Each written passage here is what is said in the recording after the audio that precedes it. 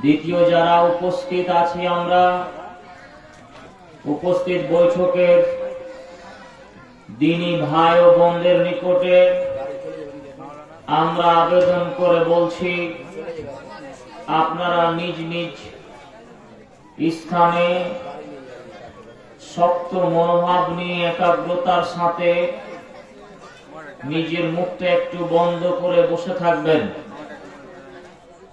যাদের পকেটে মোবাইল আছে শ্রোতা মণ্ডলী, যদি এইরকম জরুরি কোনো ব্যাপার না থাকে তাহলে মোবাইল সাইলেন্ট বা অফ করে রাখলে আমি খুবই খুশি হব। কারণ যে বিষয়টি আমি আলোচনা করতে যাচ্ছি তা অত্যন্ত জটিল একটা বিষয়। ধর্মের নামে প্রতারণা। আমাদের গ্রাম্য সমাজে এই ভাষাকে বলতে পারি ধর্মের নামে ভণ্ডামি। এই কথা কি আপনারা বিশ্বাস করেন যে মানুষ ধর্মের নামে ভণ্ডামি করে? কি বলেন? ধর্মের নামে মানুষ ভণ্ডামি করে, এই কথা কি জানেন? হ্যাঁ না বলেন না? যে আজকে আমরা একটু দেখব যে ধর্মের নামে মানুষ কিভাবে ভণ্ডামি করে। প্রায় ধর্মেই কিছু ধর্ম ব্যবসায়ী থাকে। পৃথিবীতে সবচেয়ে লাভদায়ক ব্যবসা পৃথিবীর বিনা পুঁজির ব্যবসা, তাতে কোনো পুঁজি লাগে না,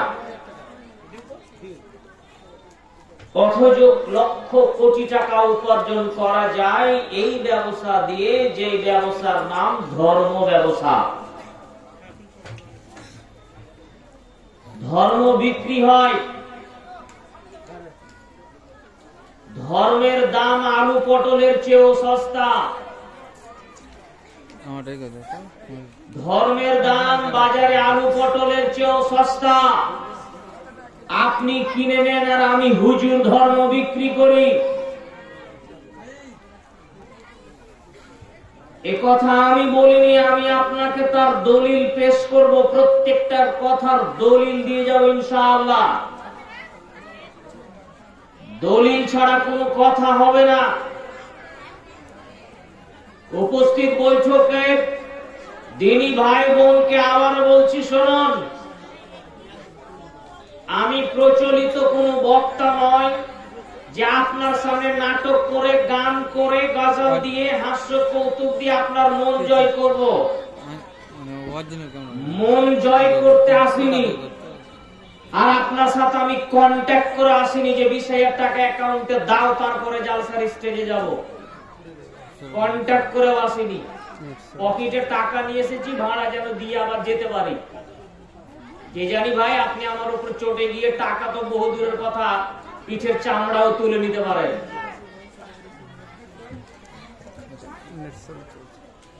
অতএব কথা যেহেতু কোরআন হাদিস থেকে বলবো, তাই এত দাপট নিয়ে কথা বলছি। আর নিজেকে বিক্রি করিনি বলে দাপট নিয়ে কথা বলছি। যেদিন নিজের মাথা বিক্রি করে দেবো, দাপট দিয়ে আর চলবে না। এই ছেলেরা, এই বাচ্চারা, কথা বলবে না, একদম চুপ করে বসে থাকো। সময় অতীব কম। ধর্মের নামে ধোঁকা, ধর্মের নামে প্রতারণা মানুষকে দেওয়া হয়। সূচনায় আপনাকে আমি বলি, আনাস ইবনে মালিক রাদিয়াল্লাহু তাআলা আনহু বলেন, রাসূল সাল্লাল্লাহু আলাইহি ওয়াসাল্লাম বলেছেন, বাল্লিগু আন্নী ওয়ালাউ আয়া, আমার পক্ষ থেকে একটি কথা জানা থাকলে অন্যকে বলে দাও। হাদিসু আন বানি ইসরাঈল ওয়ালা হারাজ, বানি ইসরাঈলের কাহিনী যদি জানো তাহলে অন্যকে বলো, সেটা আমার পক্ষ থেকে। ওমান কাযাবা আলাইয়া মুতাআম্মিদান ফালইয়াতাবাওয়া মাকাদাহু মিনান নার। জেনে রাখো পৃথিবীর মানুষ, কেউ যদি আমার নামে জেনে শুনে একটা মিথ্যা কথা বলে, তার থাকার জায়গা জাহান্নাম। মুহাম্মদ সাল্লাল্লাহু আলাইহি সাল্লাম ১৫০০ বছর আগে আমাদের মতো হুজুরকে বলেছেন, আমার মতো বক্তাকে বলেছেন, আমার মতো ইমাম সাহেবকে বলেছেন, আমার মতো মৌলানা সাহেবকে বলেছেন।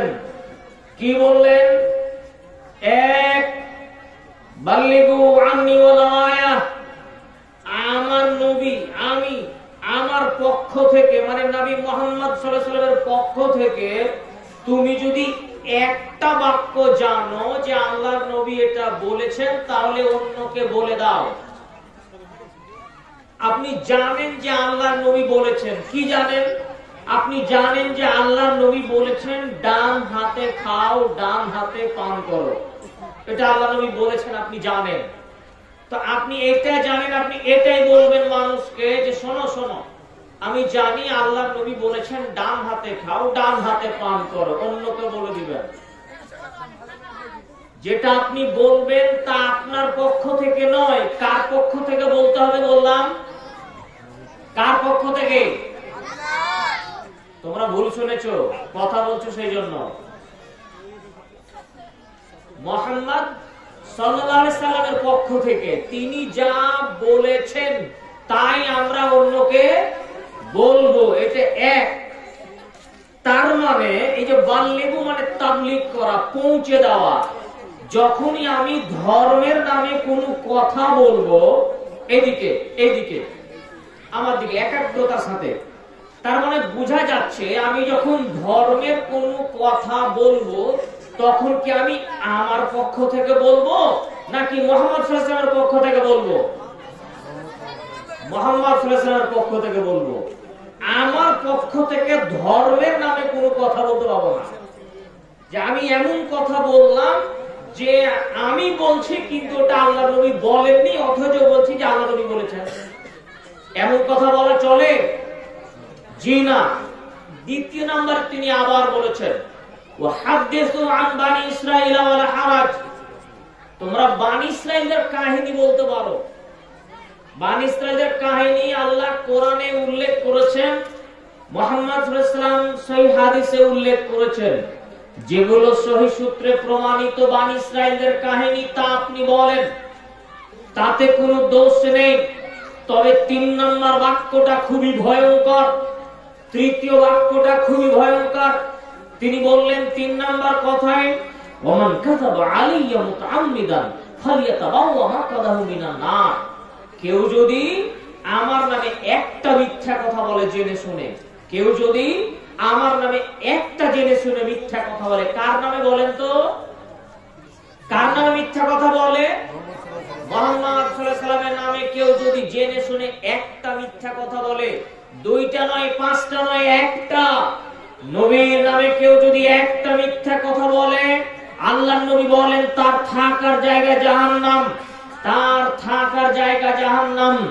সম্মানীয় উপস্থিতি, আল্লাহর নবীর নামে মিথ্যা কথা বলবে বলেই তো তিনি এই কথা বললেন, কেউ যদি আমার নামে মিথ্যা কথা বলে তাহলে তার থাকার জায়গা জাহান্নাম। নবীর নামে মিথ্যা কথা বলা হয়, এ কথা আপনাকে বিশ্বাস করা লাগবে। শত বক্তা, শত হুজুর, শত ইমাম, মাওলানা, খতিব যারা দৈনন্দিন বহু বক্তব্য পেশ করে থাকেন, যা মুহাম্মদ সাল্লাল্লাহু আলাইহি ওয়াসাল্লামের পক্ষ থেকে নয়, আল্লাহর নবী বলেননি, অথচ নবীর নাম দিয়ে বলা হয়। রাসূল সাল্লাল্লাহু আলাইহি ওয়াসাল্লাম অনুমোদন দেননি, অথচ তার নাম দিয়ে মানুষের সামনে প্রচার করা হয়। তার 2-1টা আমি আপনাকে নমুনা স্বরূপ পেশ করি, যে আল্লাহ নবী বলেননি, আল্লাহ নবীর সাথে ঘটেনি, অথচ হুজুর, আপনার বক্তা, আপনার ইমাম সাহেব জাতিকে ধোঁকা দিয়ে এমন কথা বলে থাকে। তার 2-1টা নমুনা পেশ করছি। এইদিকে ছোটবেলা থেকেই আপনি একটা গল্প শুনেছেন বক্তাদের মুখে, তারা বলেছিল আল্লাহ নবী মুহাম্মদ সাল্লাল্লাহু আলাইহি ওয়াসাল্লাম এক রাস্তা দিয়ে প্রতিদিন যেতেন। জৈনক এক বুড়িমা আল্লাহ নবীর রাস্তার পায়ের নিচে কাঁটা বিছিয়ে রাখতো। যখন আল্লাহ নবীর পায়ে কাঁটা ঢুকতো, ওই বুড়ি খুব খুশি হতো। আল্লাহ নবী একদিন দেখলেন যে ওই রাস্তায় কাঁটা নেই। নবী মুহাম্মদ সাল্লাল্লাহু আলাইহি ওয়াসাল্লাম ভাবলেন বুড়িমার কিছু হয়েছে, নিশ্চয় কিছু হয়েছে। তাই তিনি তার বাড়ি গেলেন এবং ওই বুড়ি অসুস্থ বুড়ি মায়ের পরিচর্যা করলেন, সেবা করলেন। বুড়ি মা অসুস্থ ভালো হয়ে গেল। পরে বুড়ি মা ইসলাম কবুল করে নিলেন। এই যে কাহিনী বক্তার মুখে শুনেছেন, ইমাম সাহেবের মুখে শুনেছেন, আমার মরার 3 মিনিট আগে পর্যন্ত সময় দিয়ে গেলাম, কালকে আমি আছি, আপনি খুঁজে বের করবেন এই কাহিনী আছে কোথায়। আরে সত্য মিথ্যা পরে যা চাই, আছে কোথায় আগে এটাই খুঁজে দাও। আছে কোথায় কাহিনীটা? হাদিসের নামটা বলতে বলেন, ওই হাদিসে লেখা আছে। কিন্তু বক্তা তো বলে, শুনেছেন তো আপনি, শত মানুষ মাইকে শব্দ শুনছেন, আলেম ওলামা আছেন, অনলাইনে অনেক জায়গায় মানুষ দেখছেন। আপনি এক্ষুনি দ্রুত ফোন করে বলতে পারেন, থামেন থামেন, কাহিনী পেয়েছি, আমি জানি অমুক গ্রন্থের এই হাদিসটা আছে, এই গল্প আছে। ঠেকানো বড় সহজ, ঠেকানোর চেষ্টা করেন। 2 নাম্বার আপনাকে আমি দেখাই, রাসূলের নামে মিথ্যা কথা বলা হয়েছে। আমরা একটা ছোটবেলায় গাজাল বলতাম। গাজালে এইভাবে বলা হতো যে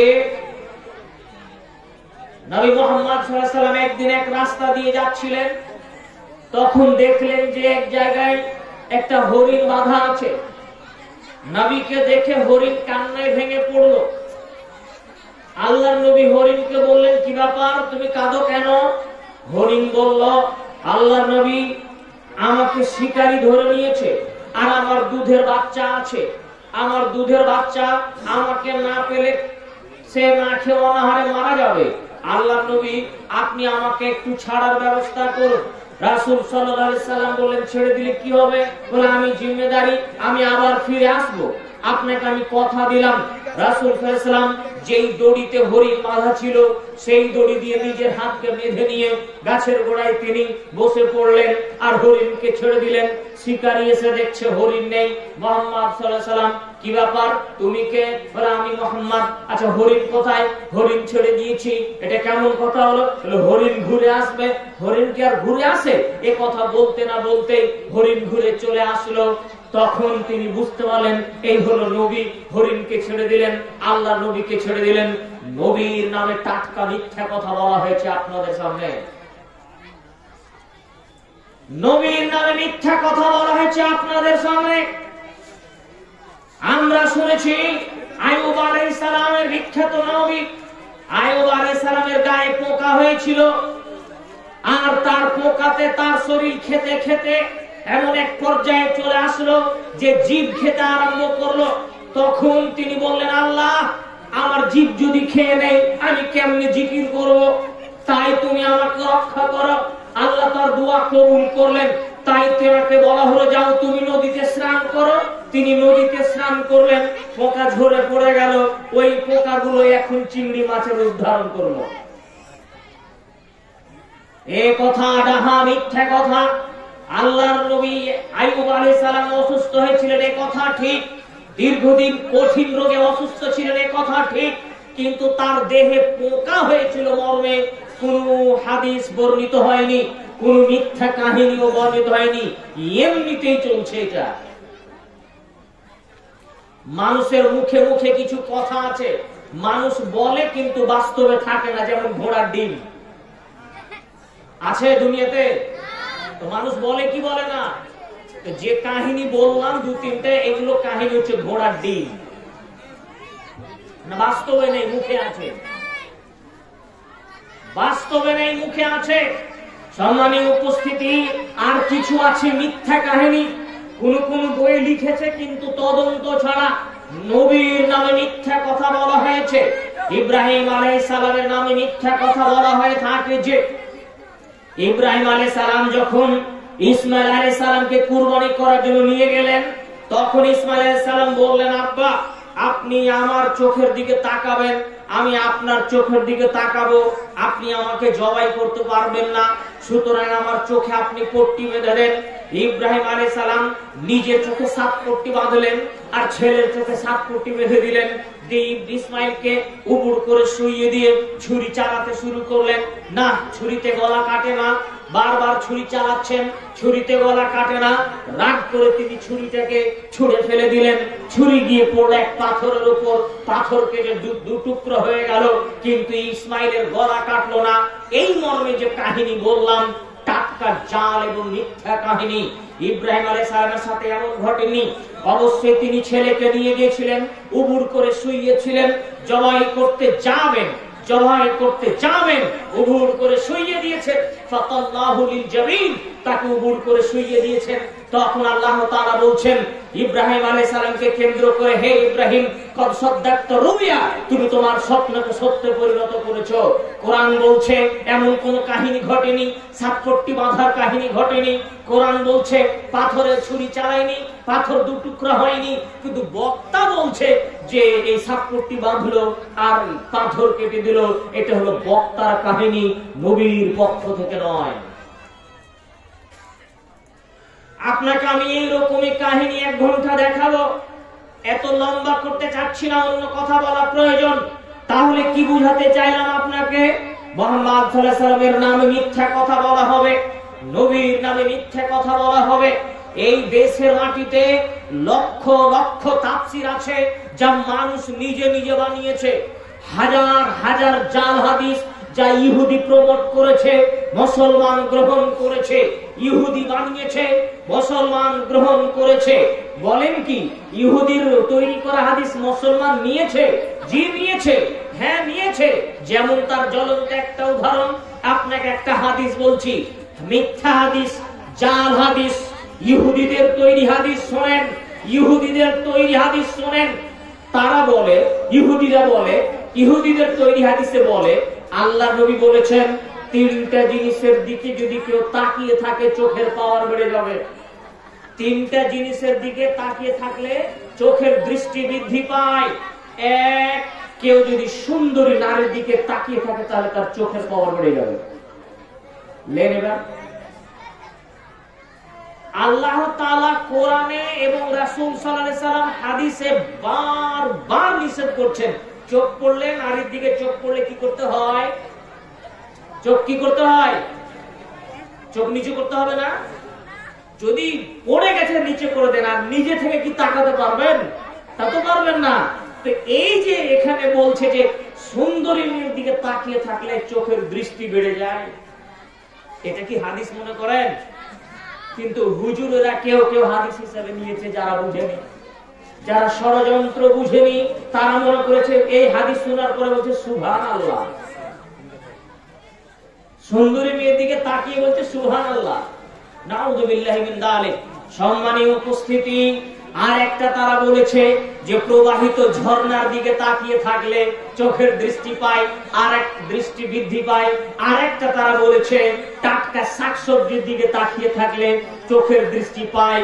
এটা ইহুদিদের তৈরি করা হাদিস, যা মানুষ মুখে মুখে প্রচলিত আছে।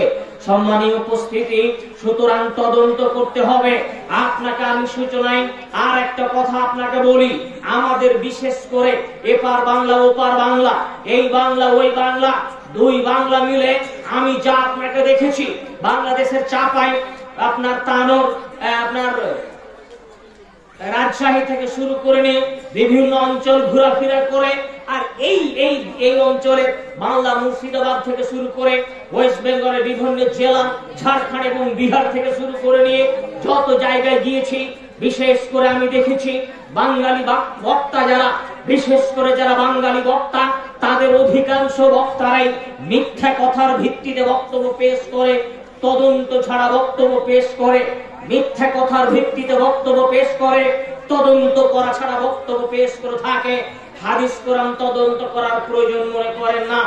আজ এই সমস্ত বক্তার জন্য ধর্মের গায়ে আগুন লাগিয়ে দিয়েছে তারা, ধারা করে ধর্ম চলছে। আপনাকে হক বুঝতে হবে।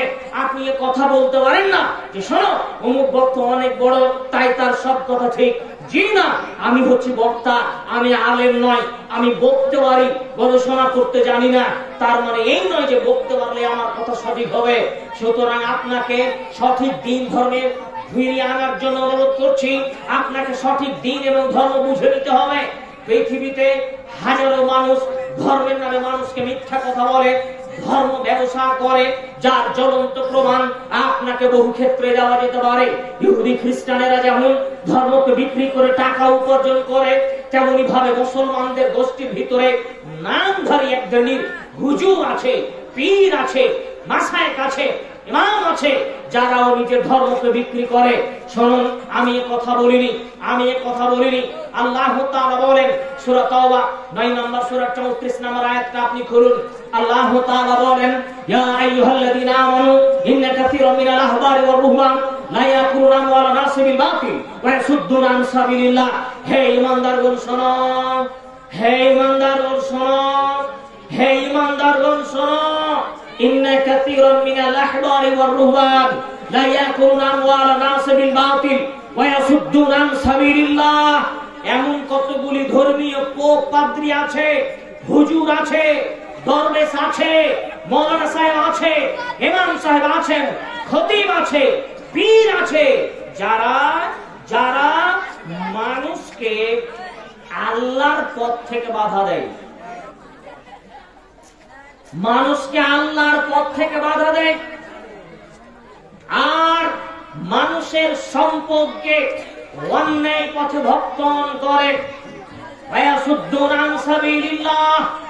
আল্লাহ নিজে বলছেন যে এক শ্রেণীর হুজুর, দরবেশ, পীর, ফকির, মাসায়েক, বুজরুক, এক শ্রেণীর আলেম ওলামা, এক শ্রেণীর পীর পুরোহিত, এক শ্রেণীর ভণ্ড হুজুরেরা, তারা মানুষকে আল্লাহর পথ থেকে বাধা দেয় আর জনগণের সম্পদ, জনগণের টাকাকে অন্যায় পথে খায়। এই কথা আপনাকে আমি একটু দেখাতে চাচ্ছি। কিভাবে হুজুর কি মানুষকে আল্লাহর পথ থেকে বাধা দেয়? আরে হুজুর তো দিন রাত আল্লাহর কথা বলে। আরে পীর কি কখনো মানুষকে আল্লাহর পথে বাধা দেয়? ও তো আল্লাহর পথেই নিয়ে যায়। আরে ইমাম সাহেব কি আল্লাহর পথে বাধা দেয়? হ্যাঁ দেয়, হ্যাঁ দেয়। কেমনে দেয়? কেমনে দেয়? শুনুন, এদিকে এদিকে, এই ছেলে, এদিকে এদিকে এদিকে। আপনি সরাসরি আল্লাহকে বলছেন, আল্লাহ আমি কঠিন রোগে অসুস্থ, আল্লাহ তুমি আমার অসুস্থতা ভালো করে দাও। তখন পীর সাহেব বলছে, কি করছো তুমি, কি করছো? হ্যাঁ, তোমার মতো লোকের আল্লাহর সরাসরি দোয়া কবুল করবে? তুমি জানো না, তুমি একটা কিছুই তো বুঝো না, তুমি সরাসরি কেমনে আল্লাহর কাছে চাইবা? তোমার ভুল হচ্ছে। তোমাকে আল্লাহকে বলার জন্য আরেকটা লোক ভাড়া করা লাগবে।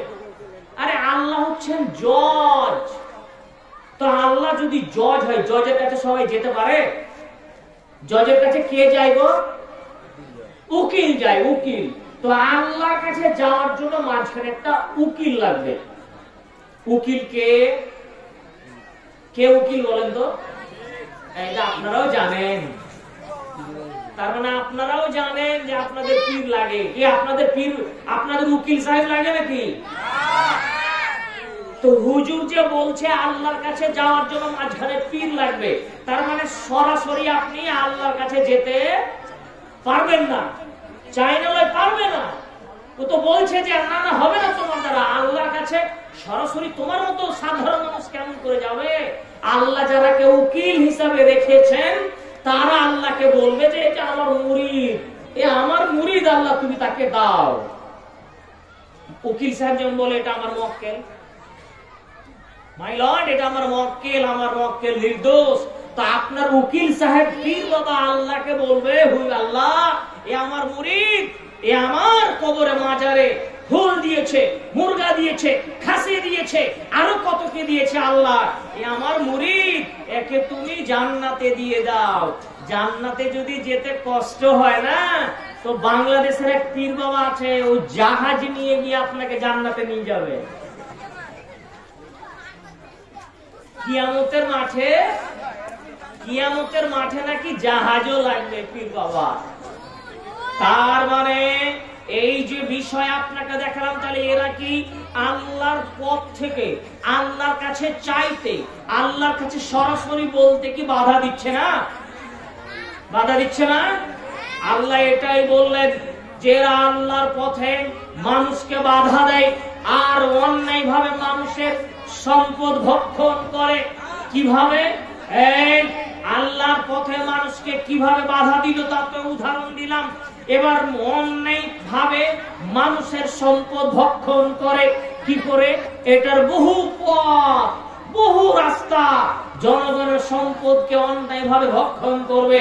সম্মানীয় উপস্থিতি, কয়েকদিন আগে সালারে, গত মাসে প্রোগ্রামে গেছিলাম, কেউ সোশ্যাল মিডিয়া দেখেছেন কিনা জানি না, সালারে গেছিলাম।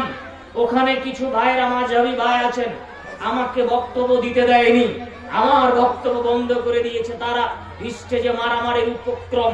তারা এক দল লোক নিয়েছে, গাড়িতে করে, নদিয়া থেকে ভাড়া করে লোক নিয়েছে, আমাকে হয়তোবা খতম করার জন্যই বা আর কিছু জানি না, বুঝতে পারিনি। বক্তব্য চলাকালীন তারা এক গাড়ি লোক একদম দৌড়িয়ে সেই স্টেজে উঠার চেষ্টা করছিল। কমিটির লোকেরা বাধা দিল। আমি সেখানকার কথা বলি। ওখানে পৌঁছানোর পর জৈনব ব্যক্তি একটা বাচ্চা কোলে করে নিয়ে এসে আমাকে বলল, হুজুর আমার বাচ্চা দীর্ঘদিন কান্না করে, চুপানোর চেষ্টা করি, ডাক্তার দেখাই, কিছু হচ্ছে না, বাচ্চা একদিকে তাকিয়ে আছে, অনেক অসুস্থ, ডাক্তার দেখেছি কিছু হয়নি, আপনি একটু ঝেড়ে দেন। তো ঝেড়ে দেওয়া তো যায়, ঝাড়ফুঁক করা, কোরআন হাদিসে দোয়া দিয়ে। তা আমি এটা দেখতে গিয়ে বলছি তার গলাতে দেখছি তাবিজ। আমি বললাম তাবিজ ছিঁড়ে ফেলতে হবে। তাবিজটা আমার কথায় ছিঁড়ে ফেলালাম। তার সামনে তাবিজ খুলে বের করলাম, তাতে একটা ছক দেওয়া আছে, আরবিতে নাম্বার লেখা আছে, আরবিতে নাম্বার লেখা আছে। আমি বললাম আপনি কি জানেন এগুলো কি? তো বললো না। আমি বললাম আরবিতে এগুলো নাম্বার, সংখ্যা, 1 2 3 4 5 এই ধরনের সংখ্যা লেখা আছে। আমি বললাম আপনার ছেলের গলায় বা আপনার এই বাচ্চার গলায় এই ধরনের নাম্বার লিখে দিয়ে গলায় তাবিজ দিয়ে কি হবে? তা তো কিছু হবে না। সে বুঝলো। একটু পরে কি হলো না হলো আল্লাহ আলাম। হয়তোবা আমি পরে জানতে পারলাম ওই মসজিদের হুজুর সাহেব ওই তাবিজ দিয়েছে আর টাকা নিয়েছে। এবার হুজুরের কাছে খবর চলে গেছে, হুজুরের কাছে খবর চলে গেছে। হুজুর এবার পেইতারা শুরু করেছে কি করে বক্তাকে ঠেকানো যায়। শুধু ঠেকানোই যায় নয়, পুরো প্রোগ্রামকে বাতিল করে দিল, হামলা পর্যন্ত করলো, আপোষা মারামারি করে একজনের মাথা পর্যন্ত ফাটিয়ে দিয়েছে। আল্লাহ হেফাজত করেছে আমাকে। 2টা থানাতে ইনফরমেশন করে আমাকে আসতে হয়েছিল, দুইটা থানা অতিক্রম করে ইনফরমেশন করে। ওই ভাই আমাদের আহলে হাদিসদের এলাকায় আমরা প্রোগ্রাম করে, ওদের লোকেরা প্রোগ্রাম করলে তাদেরকে তো থানায় ইনফরমেশন দিয়ে যেতে হয় না, আমাদের গাড়ি নাম্বারিং দিয়ে থানাতে ইনফরমেশন দেওয়া হয়েছে। আজকে যে বক্তা মুমতাজুল ইসলাম ভাই, তার গাড়িতেও বোমা হামলা করা হয়েছিল। কত আপনাকে দেখাবো।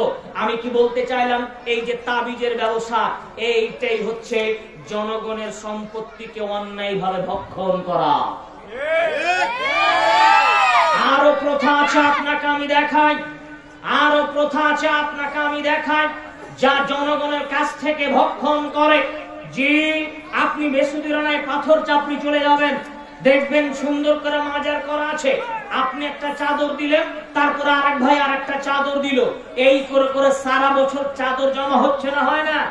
তো এতদিন তো চাদর গুলো আকাশে ঠেকে যাওয়ার কথা ছিল, যত চাদর ছিল। তো ওই চাদর গুলো আপনি যে দোকান থেকে নিয়ে এসেছেন, তারপরের দিন ট্রান্সফার ওই দোকানে আবার গেছে। এবার আপনি একটা কিনলেন, আমি একটা কিনলাম, আর ওই টাকা পার্সেন্ট তারা যায়, সব ব্যবসা চলছে। এছাড়াও বাবার জন্য মুরগা, খাসি, গরু, আরো কত কি, সব টোটালে ভণ্ডামি আর ধর্ম ব্যবসা। সম্মানীয় উপস্থিতি, আপনাকে আমি বুঝানোর চেষ্টা করছিলাম যে দেখুন মানুষকে কিভাবে ধর্মের নামে প্রতারণা করছে মানুষ। আল্লাহ তাআলা বলেন, ইত্তাখাযু আহবারহুম ওয়া রুহবানাহুম আরবাবাম মিন দুনিল্লাহ, সূরা তাওবা 9 নম্বর সূরা 31 নম্বর আয়াত। আমার দিকে খুব একাগ্রতার সাথে চেয়ে থাকতে হবে। আল্লাহ তাআলা বললেন, ইত্তাখাযু আহবারহুম ওয়া রুহবানাহুম আরবাবাম মিন দুনিল্লাহ, ওরা তাদের পুরোহিত, তারা তাদের দরবেশ, তারা তাদের গুরুজন, তারা তাদের পোপ পাদ্রীকে রব হিসাবে গ্রহণ করে নিয়েছে। ওরা তাদের পোপ পাদ্রীকে, ওরা তাদের ধর্মীয় গুরুকে রব হিসাবে গ্রহণ করে নিয়েছে। রব কে বলেন তো? রব হচ্ছেন আল্লাহ। কিন্তু আল্লাহ বলছেন যে ওরা তাদের পোপ আর পাদ্রীকে, খ্রিস্টানদের কথা আল্লাহ বলতে গিয়ে বলছেন যে তারা তাদের ধর্মীয় গুরু পোপ পাদ্রীকে রব বানিয়ে নিয়েছে। এই কথা যখন রাসূল সাল্লাল্লাহু আলাইহি ওয়াসাল্লাম বললেন, সুনান তিরমিজি হাদিস নাম্বার 3095, আদি ইবনে হাতিম রাদিয়াল্লাহু তাআলা আনহু বলেন, শুনুন, আদি ইবনে হাতিম রাদিয়াল্লাহু তাআলা আনহু বলেন, আতাইতুন নবী সাল্লাল্লাহু আলাইহি ওয়াসাল্লাম ওয়াফি উনুকি সালিবুম মিনাজ যাহাবে, আমি রাসূল সাল্লাল্লাহু আলাইহি ওয়াসাল্লামের নিকটে এমন অবস্থায় উপস্থিত হলাম যে সময় আমার গলাতে খ্রিস্টানদের যে ক্রস থাকে না, ক্রস চিহ্ন, সোনার তৈরি করা একটা ক্রস আমার গলায় ঝুলছিল। এই রকম অবস্থায় আমি আল্লাহর নবীর নিকটে উপস্থিত হলাম। রাসূল সাল্লাল্লাহু আলাইহি ওয়াসাল্লাম আমাকে দেখে বললেন, আদি ইত্রাহ আনকা হাদাল ওয়াসারা, এই ছুঁড়ে ফেলো, ছুঁড়ে ফেলো, এই মূর্তি তোমার গলায় কেন, ছুঁড়ে ফেলো। এবং এই কথা বলার পরে তিনি এই আয়াতটি তেলাওয়াত করছেন, সূরা তাওবা 9 নম্বর সূরার 31 নম্বর আয়াতটা। আল্লাহ তাআলা বলছেন, ইত্তাখাযু আহবারহুম ওয়া রুহবানাহুম আরবাবাম মিন দুনিল্লাহ, তারা আল্লাহকে ছাড়া তাদের পোপ পাদ্রীকে রব বলে গ্রহণ করে নিয়েছে। তবে আমা ইন্নাহুম, তবে তারা লা ইয়াবুদুনা, তারা তাদের পূজা করে না। খ্রিস্টানেরা তারা তাদের পোপ পাদ্রীদের সামনে মাথা নত করে না, তাদের ইবাদত করে না, বরং তারা কি করে, তাদের পোপ পাদ্রীরা যেটা হালাল করে এটাকে এরা হালাল বলে মেনে নেয়, তাদের পোপ পাদ্রীরা যেটা হারাম ঘোষণা করে এটা তারা হারাম বলে মেনে নেয়। কথা মনে হয় আমি বুঝাতে পারিনি। খ্রিস্টানদের পোপ, খ্রিস্টানদের ধর্মগুরু যেটাকে হালাল বলে খ্রিস্টানেরা ওটাকে হালাল বলে, খ্রিস্টানদের ধর্মগুরুরা যেটাকে হারাম বলে খ্রিস্টানেরা সেটাকে হারাম বলে। হারাম আর হালাল করার মালিক কে? আল্লাহ। কিন্তু ওরা কাকে বানালো হারাম আর হালাল করার মালিক?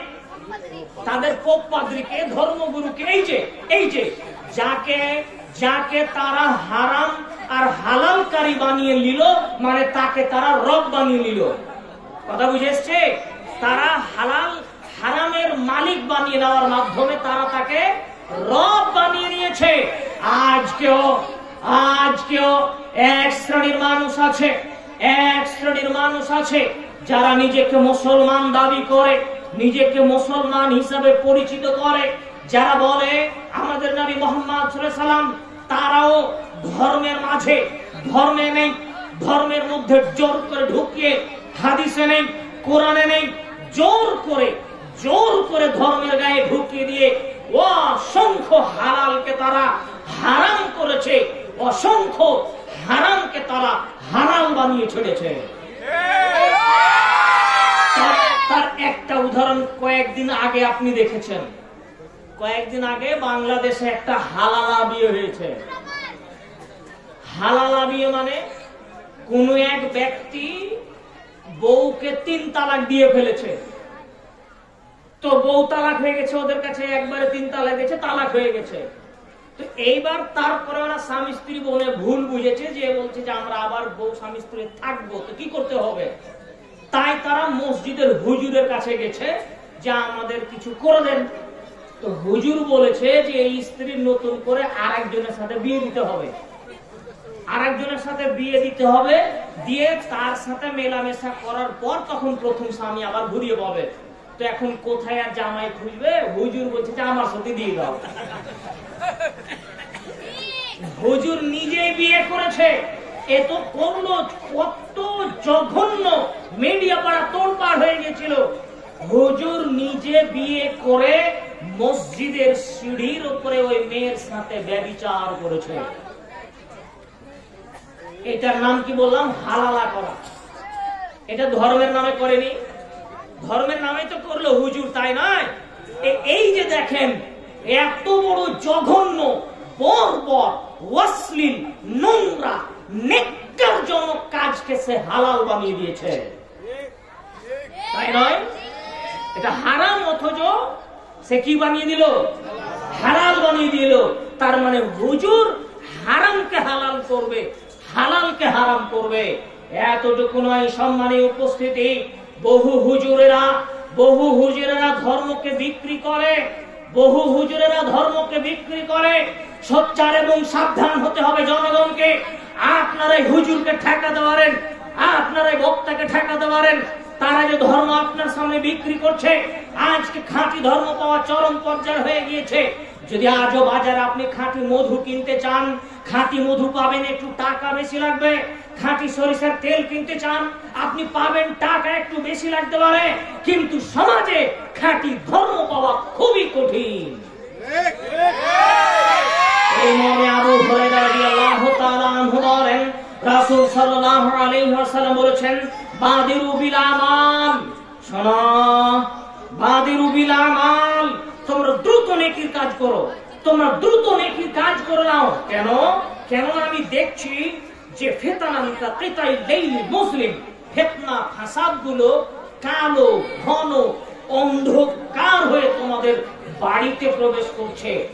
এমন ফিতনা, এমন কলহ, এমন বিপর্যয় তোমাদের বাড়িতে ঢুকছে, এমন ফিতনা, এমন কলহ, এমন বিপর্যয় তোমাদের বাড়িতে ঢুকছে যে ইউসবিহুর রাজুলু মুমিনান ওয়া ইউনসি কাফিরান। শোনো শোনো এই যুবক, এই শোনো, একজন যুবক শোনো, তুমি এমন ফিতনা, এমন কলহ বাড়িতে ঢুকবে, সকালবেলায় তরু তাজা ইমানদার থাকবে, সন্ধ্যাবেলায় লোকটা কাফের হয়ে যাবে।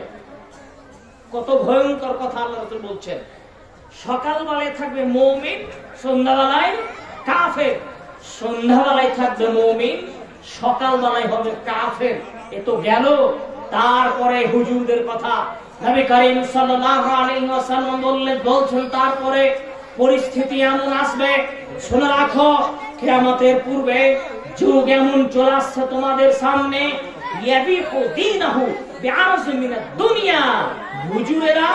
হুজুরেরা, ইমাম সাহেবেরা টাকার বিনিময়ে, দুনিয়ার বিনিময়ে, অর্থের বিনিময়ে ধর্মকে বিক্রি করবে। ধর্ম বিক্রি করবে অর্থের বিনিময়ে, টাকার বিনিময়ে। সহিহুল মুসলিম। সম্মানীয় উপস্থিতি, অত্র হাদিসে আল্লাহর নবী মুহাম্মদ সাল্লাল্লাহু আলাইহি ওয়াসাল্লাম দেখালেন ধর্ম বিক্রি হবে।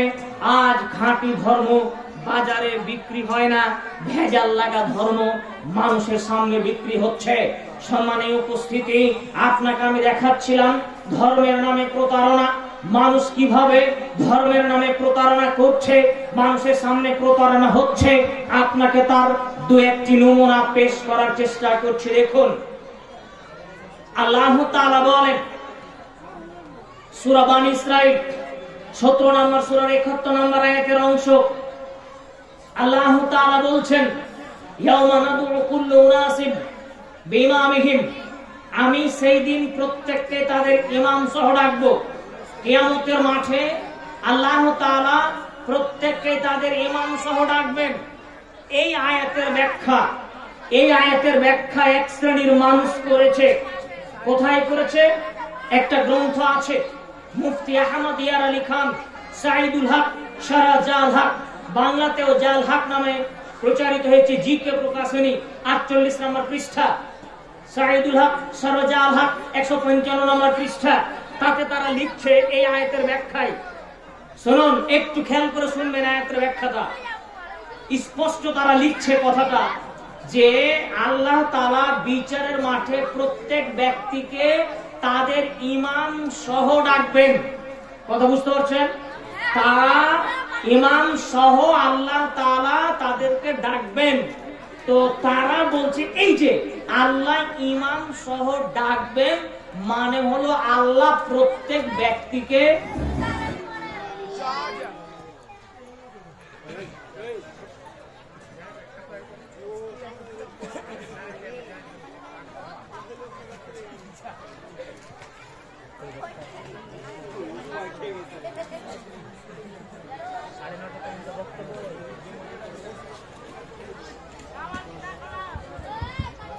হ্যাঁ বলছিলাম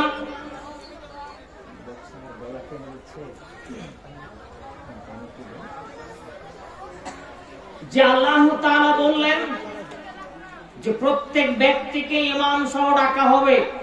তারা বলছে যে এই যে আল্লাহ ইমাম সহ ডাকবে, এটার ব্যাখ্যা হলো এটার ব্যাখ্যা হলো কিয়ামতের মাঠে আল্লাহ বলবে ইয়া হানাফি ইয়া শাফি ইয়া মালিকি, হে সাফেরা, ও মালিকি মাযহাবের অনুসারীরা, তোমরা চলো। কথা বুঝতে পারলেন? আল্লাহ কিয়ামতের মাঠে কারাকে ডাকবেন বলেন তো? ইয়া হানাফি ইয়া শাফি, এই শব্দই আছে, এই শব্দই তারা উল্লেখ করেছে। কি মনে হয়? এটা তো একটা ব্যাখ্যা দিল। আর যারা পীর মানে তারা বলছে যে না না না, শোনো, আসলে আল্লাহ ইমাম সহ ডাকবেন, তার মানে এই যে পীর বাবাকে সাথে নিয়ে কিয়ামতের মাঠে যেতে হবে। এবার এখানে জরুরি কথা, এই শোনো, পীর সহ যদি কিয়ামতের মাঠে আল্লাহ ডাকে, তাহলে তো লক্ষ লক্ষ পীর, দুনিয়াতে লক্ষ লক্ষ পীর নয়, বাপের পীর একজন, বেটার পীর আর একজন। কেমন করে? বলে আমার বাপ একটা পীর মানতো, ওই পীরটা মারা গেছে, এখন নতুন পীর হয়েছে, ওই পীরটাকে আমি মারি, আমার বাপও মারা গেছে আর আমার পীরও মারা গেছে, তাহলে আমার বাপ আর ওই পীর আর একজনের, আর আমার পীর আর আমি আর একজনের, তাহলে আলাদা আলাদা পীর হলো না? আলাদা আলাদা পীর হলো। ওরা এই আয়াতের ব্যাখ্যায় আরো বলছে যে পীর ধরতে হবে, পীর মানা ফরজ, আর পীর, যার পীর নেই তার পীর হলো শয়তান, যার পীর নেই তার পীর হলো শয়তান। এখানে জরুরি আমার সাথে দুই একটা কথা। আচ্ছা ভাই বলেন তো, পীর মানা ফরজ, এই ফরজটা করবে কে? ফরজ করার মালিক কে? আল্লাহ নয় তো? আল্লাহ পীর মানা ফরজ করবেন, তো আল্লাহ তো পীর মানা ফরজ করেননি। ওরা বলছে যে যার পীর নেই তার পীর হলো শয়তান। তো এ কথা কি মনে হচ্ছে না যে আসলে শয়তানি তারাকে ওহী করে দিয়েছে যে শোন, পীর না মানবি তো তোদের পীর শয়তান হবে? তা আমরা যদি এটাকে উল্টে দিয়ে বলি যে যার পীর আছে ওই পীরই হলো শয়তান, কেমন লাগবে? এবার কথাটা ভয়ঙ্কর নয়? সম্মানীয় উপস্থিতি, সুতরাং ধর্মকে জেনে বুঝে পালন করার চেষ্টা করতে হবে। ধর্ম এমন কিছু নয় যে আপনি যত্রে তত্রে যেমন খুশি তেমন ভাবে মেনে চলবেন। আল্লাহ তাআলা বলেন, ইয়া আইয়ুহাল্লাযীনা আমানু আতিউল্লাহ ওয়া আতিউর রাসূলা ওয়া উলিল আমরি মিনকুম ফাইন তানাযাতুম ফি শাইইন ফারুদ্দুহু ইলাল্লাহি ওয়া রাসূল। মহান আল্লাহ বলেন, হে ঈমানদারগণ, তোমরা আল্লাহকে মান্য করো, রাসূল সাল্লাল্লাহু আলাইহি ওয়াসাল্লাম অনুসরণ করো, তোমাদের মধ্যে যারা ধর্মীয় পণ্ডিত জ্ঞানী তাদের অনুসরণ করো। ফাইন তানাযাতুম ফি শাই, তবে তাদের মধ্যে কোন বিষয় মতানৈক্য দেখলে তাহলে পারে তোমরা আল্লাহ এবং তার রাসূলের দিকে কথাকে ফিরিয়ে দাও। সূরা নিসা 4 নম্বর সূরা 59 নম্বর আয়াত। আল্লাহ তাআলা অন্যত্র বলেন, ইয়া আইয়ুহাল্লাযীনা আমানু আতিউল্লাহ ওয়া আতিউর রাসূলা ওয়া লা তুবতিলু আমালাকুম। হে পৃথিবীর মানুষ, আল্লাহকে মান্য করো, রাসূল সাল্লাল্লাহু আলাইহি ওয়াসাল্লাম অনুসরণ করো, তোমরা তোমাদের আমল বাতিল করো না। সূরা মুহাম্মদ 47 নম্বর সূরা 33 নম্বর আয়াত। বহু মানুষ আছে যারা ধর্মকে এমনিতেই পালন করে, বাপ দাদার দোহাই দিয়ে পালন করে থাকে, সমাজের দোহাই দিয়ে পালন করে থাকে, দোহাই দিয়ে ধর্ম চলে না। কোরআন আর সুন্নাতে যা আছে, কোরআন সহিহ হাদিসে যা বর্ণিত আছে, সেটাই মানুষের চূড়ান্ত ধর্ম। কোন মানুষের পক্ষ থেকে, ইমাম সাহেবের পক্ষ থেকে, খতিবের পক্ষ থেকে যদি এমন কথা আসে যা কোরআন সুন্নাহর সাথে মিলে না, যা কোরআন সুন্নাহ বলে না, যা আল্লাহ রাসূল অনুমোদিত নয়, তা কখনোই গৃহীত হবে না। এই মর্মে আয়েশা রাদিয়াল্লাহু তাআলা আনহা বলেন, রাসূল সাল্লাল্লাহু আলাইহি ওয়াসাল্লাম বলেছেন, মান আমিলা আমালান লাইসা আলাইহি আমরুনা ফাহুয়া রাদ্দুন। কেউ যদি একটা কোনো আমল করে আর সেই আমল যদি রাসূলের পক্ষ থেকে অনুমোদিত না হয়, কেউ যদি এমন কোনো আমল করে আর সেই আমল যদি রাসূলের পক্ষ থেকে অনুমোদিত না হয়, ফাহুয়া রাদ্দুন, তা প্রত্যাখ্যাত, তা বর্জনীয়। সহিহুল মুসলিম হাদিস নাম্বার 1718। সম্মানীয় উপস্থিতি, সুতরাং আপনাকে জোরালো দাবি পেশ করে বলতে চাচ্ছি যে আপনি যেটুকু দিন পালন করবেন, ধর্ম হিসাবে যেটুকু আপনি গ্রহণ করবেন, তা যেন চূড়ান্ত নির্ভেজাল সঠিক করে কোরআন আর সুন্নাহ মোতাবেক হয়।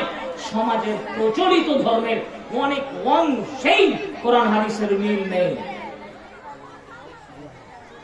সম্মানীয় উপস্থিতি, লম্বা হাদিসের ছোট্ট একটা অংশ আপনাকে আমি বলে শোনাই। হুযায়ফা বিন ইয়ামান রাদিয়াল্লাহু তাআলা আনহু বলেন,